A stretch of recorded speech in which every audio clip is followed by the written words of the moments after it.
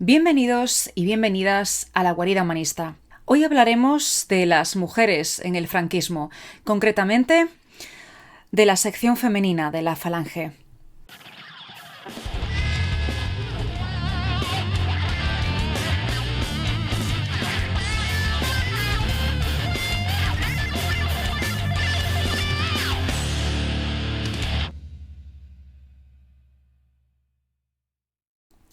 La sección femenina de la Falange fue una de las principales transmisoras de los valores tradicionales, tanto desde el punto de vista moral como político de la derecha.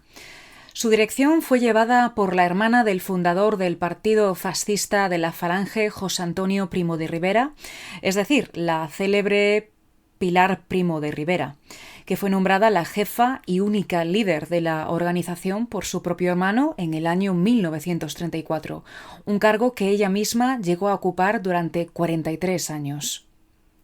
Dicha organización estaba únicamente constituida por mujeres que eran las afiliadas de las élites, es decir, de los altos mandos.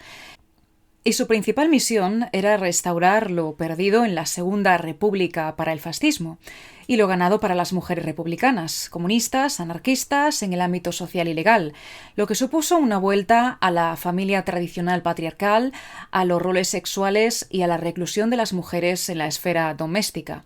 instruyendo a las demás mujeres en una educación doméstica, social y política afín al régimen. El programa de la sección femenina de la Falange estaba orientado a una reconquista del hogar por parte de las mujeres, lo que incluía que las mujeres no debían acceder a un trabajo, sino dedicarse al cuidado de los niños,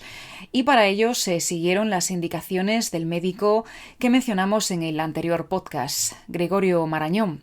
para quien la lactancia era muy relevante y por ello esa debía ser la misión de la mujer tras cada parto, evitando poseer un trabajo remunerado. La ideología imperante, que era absolutamente patriarcal y paternalista, consideraba que el trabajo era nocivo para la salud de las mujeres, quienes debían parir futuros patriotas sanos, pues la salud de la nación era notablemente importante en tanto que se creía en el genotipo de la nación y la identidad española.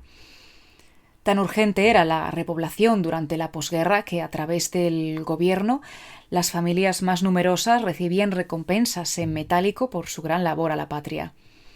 Por otra parte, y dado que las mujeres debían asumir el rol de madres, pero también de esposas, recaía en ellas la responsabilidad de escoger una pareja sana, por lo que convenía realizar exámenes prenupciales.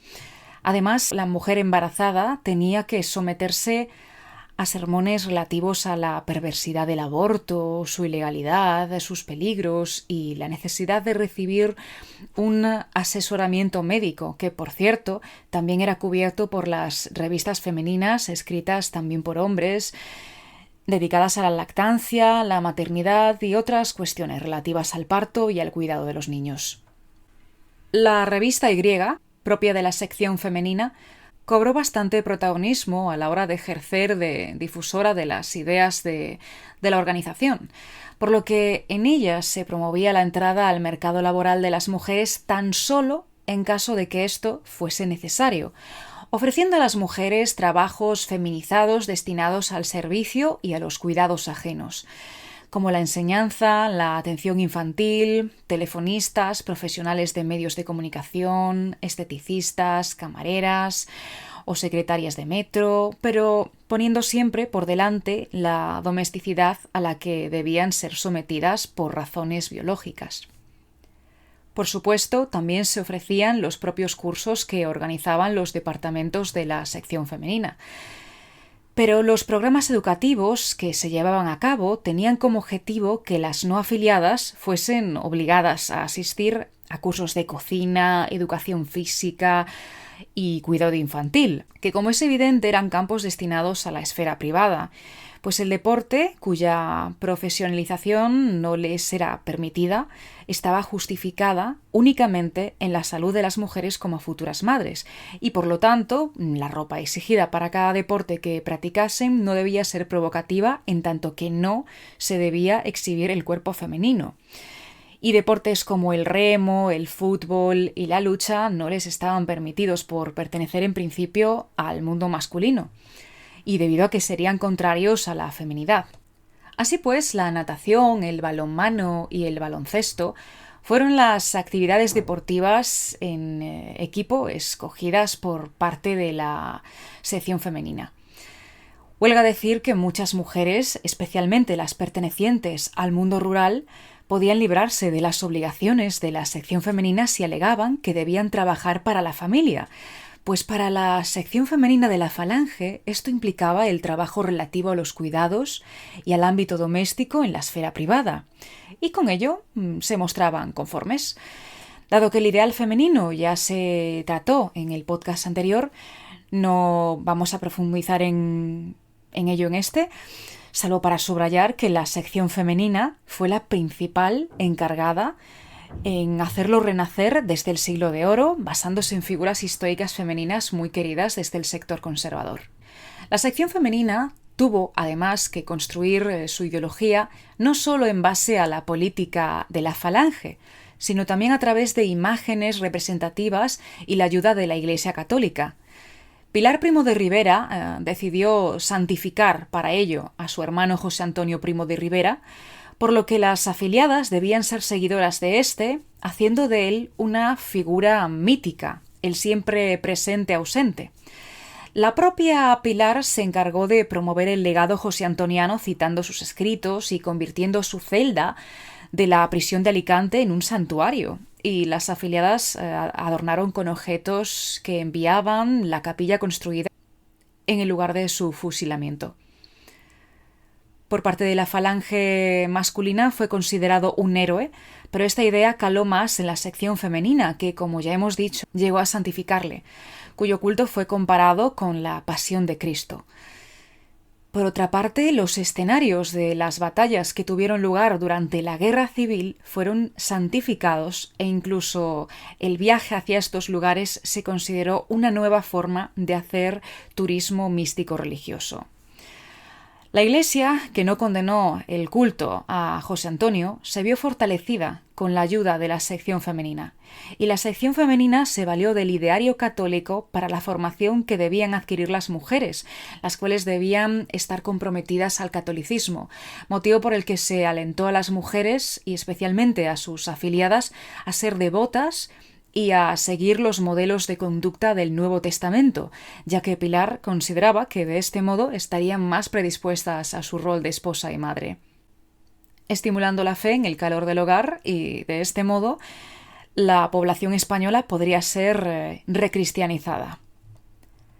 Como hemos podido observar, la sección femenina se vio envuelta en notorias contradicciones, pues mientras adoctrinaban a las demás mujeres y las alentaban a volver al hogar y a las labores domésticas,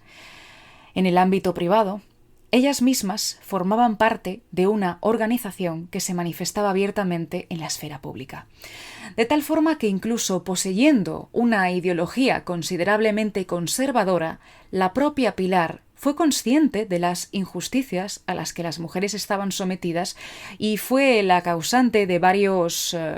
logros legales. Por lo que en el año 1958, y tras discutirlo con el propio Franco, el gobierno anunció 66 cambios que serían favorables a las mujeres, tales como el que una viuda que volviese a casarse no perdiese la autoridad sobre sus hijos, o que las mujeres que deseasen separarse de sus maridos no quedasen privadas de su hogar ni de su prole. Y finalmente fue suprimida la distinción sobre los casos de adulterio, pudiendo una mujer separarse de su marido tras una infidelidad,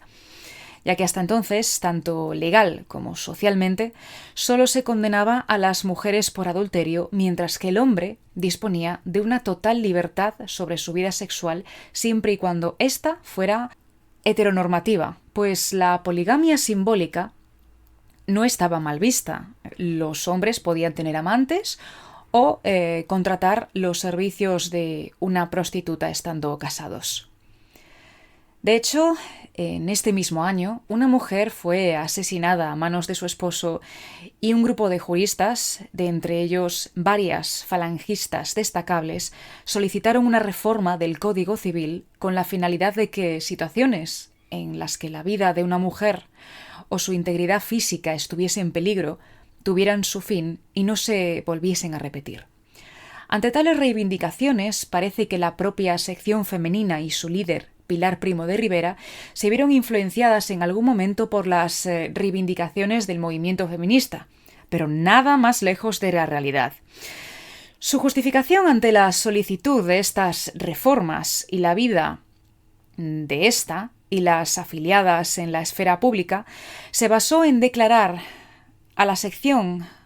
femenina como antifeminista. Su no pretensión de buscar la igualdad entre hombres y mujeres y defender la autoridad y superioridad del hombre y la sumisión de las mujeres, lo que procedía de la ley divina y de la biología. Por lo que tan solo pedían que las mujeres obtuviesen igualdad de derechos según su propia concepción de la justicia, para que las mujeres no se viesen vulnerables en su supuesta situación de inferioridad con respecto a los hombres. Muchas gracias por llegar hasta aquí, por escuchar este podcast y nos vemos en el siguiente, en el que hablaremos de las mujeres en el franquismo, pero se lo dedicaremos a las rojas y a las presas.